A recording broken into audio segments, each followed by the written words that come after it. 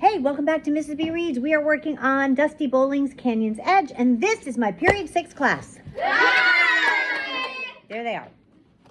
We're in the spooky month, can you tell? Okay, page 139 in the book. Terrified is the name of the chapter. I braid my tangled hair and hope it will stay back. I bend down and rub dirt between my hands since I have no chalk. Running my bare feet over the dirt, I scan the wall under the cave looking for any cracks I can slip my fingers into. Just a small crack will do. My hair is already breaking free of its braid. I work out the ascent in my mind, squinting in the deepening twilight, following a path from the ground to the cave. Slipping my fingers into a crack and finding a small foothold, I pull myself up. Good.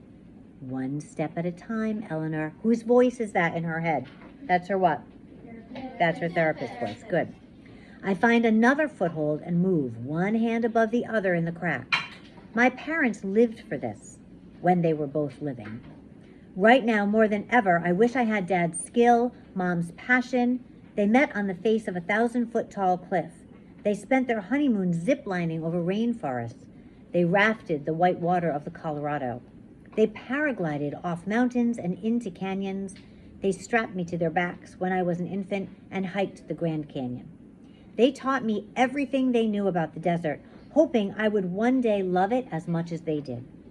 My parents rappelled, climbed, hiked in this desert, and so I never wanted to disappoint them by telling them I'm terrified of heights. Let's keep going. Falling, page 142 in the book. Looking down for another foothold, my hair falls forward over my eyes. I blow at it, but it flops right back. I can't see another foothold. I release one of my hands and push my hair back, but as soon as I look down for another foothold, it falls in my face. I tuck it behind my ears as securely as I can. I move my foot to a small foothold and settle it firmly, but when I lift my other leg, I slip. The rough wall tears my skin, peels fresh layers off my arms and shins and knees. Ugh. The ground knocks the wind out of my lungs, and I claw at my chest trying to find the air, my whole body stinging with scrapes and scratches and tears. No one.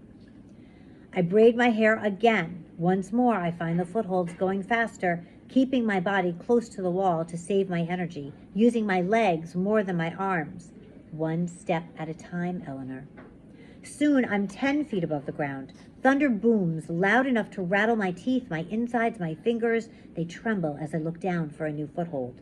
My hair breaks free, falls in my face, my stomach lurching from both seeing and then not being able to see. My body is shaking, my breath's coming too fast and hard. I might vomit. This was a mistake, a horrible mistake. What was I thinking? I can't do this. I need to get back down. Pushing my hair behind my ears, I look for a way down, even though I know there is none.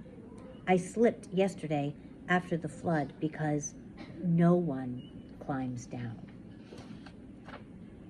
You can. I'm shivering and sweating, losing all the water I've drunk, and worse, my fingers will get slippery. A flash of light, and I wait for the boom to rattle me right off this wall. What's the boom? It's what? Thunder. Thunder, right. So there's a thunderstorm coming. You can do it, Eleanor. I'm going to fall. Self-efficacy, Eleanor. And if you don't know what that means, you're going to stop right here and go look it up. Self-efficacy, Eleanor. Stop telling yourself you can't succeed. The boom comes and goes, but doesn't knock me from the rock. I look up and find a handhold, one step at a time. A few more movements, and I'm finally able to reach one arm up, grip the edge of the cave as the rock beneath my foot breaks away, plummets to the canyon floor. My body slams against the rough wall, all breath leaving my body in a terrified whimper. I dangle. Are you likely to die in this situation? Yes. So she's dangling from one hand from the cave 20 feet above the canyon's floor. Cave.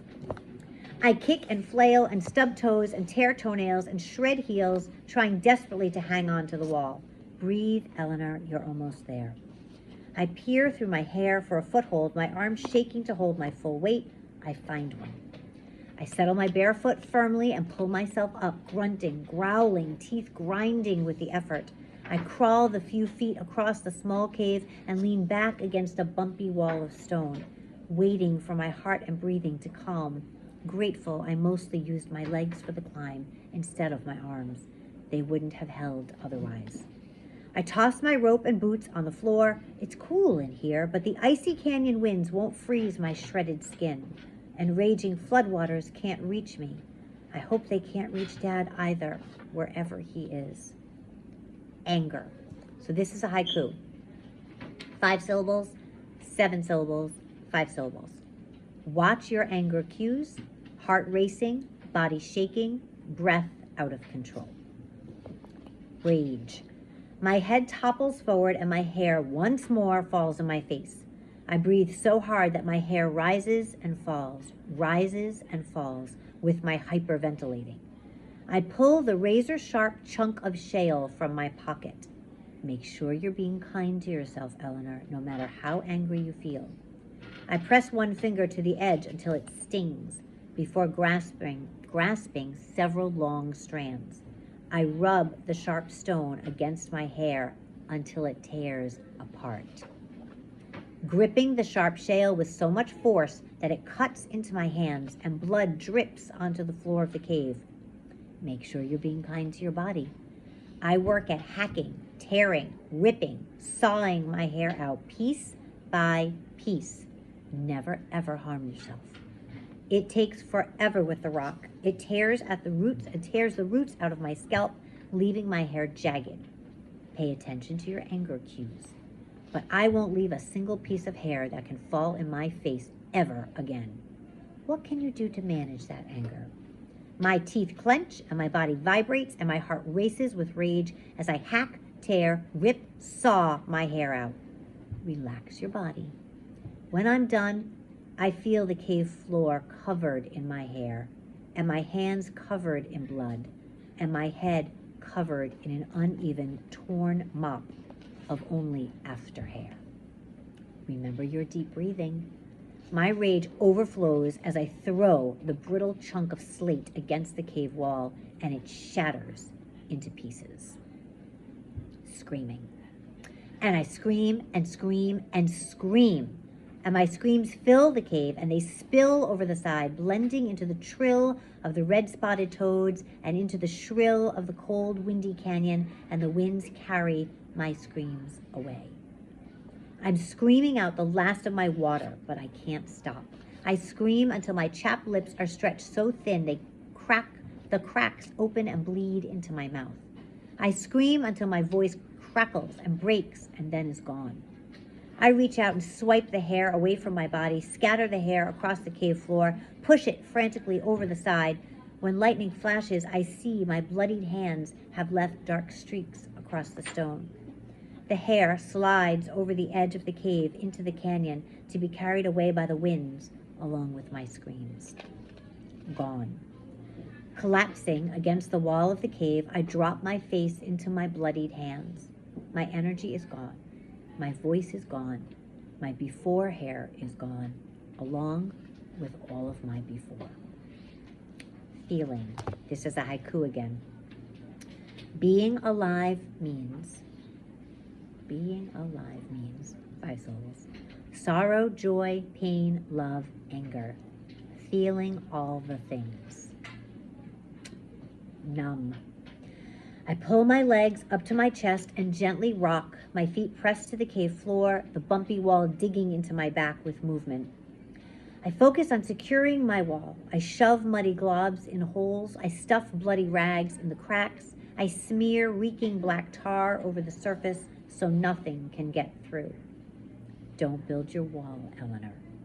Now, is she actually physically building a wall there, do you think? No. How do we know that she's not actually physically building a wall? How do we know this as readers, Danica? Because in previous chapters we've seen like her talking about remembering when she was talking to a therapist about building a wall. She said, in case you can't hear her, she said in previous chapters we heard her talk about building a wall, so we know it's like a mental thing. Good. And there's another way that we know that she's not actually doing it. What is it? Do you know, Zen? There's no way for her to. Yeah, there's no way for her to. Does she have tar? No. Does she have rags? No. Okay, so this is all figuratively speaking. Don't build your wall, Eleanor. This is too painful. I need it. No, you don't. It will only make you numb. Numb sounds nice. It's not. You won't just be numb to pain, but numb to joy, numb to compassion, numb to love. Living means feeling.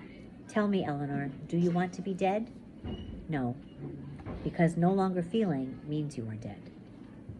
Piercing. A sharp pinch in my back pierces my numbness, shows me I'm still alive.